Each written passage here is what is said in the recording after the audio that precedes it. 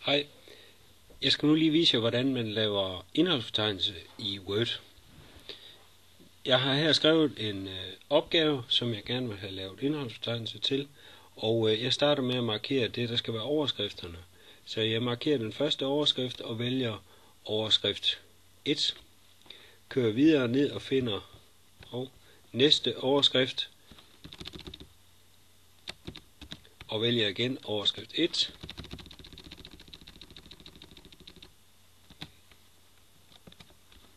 Der var en mere. Og den sidste, overskrift 1.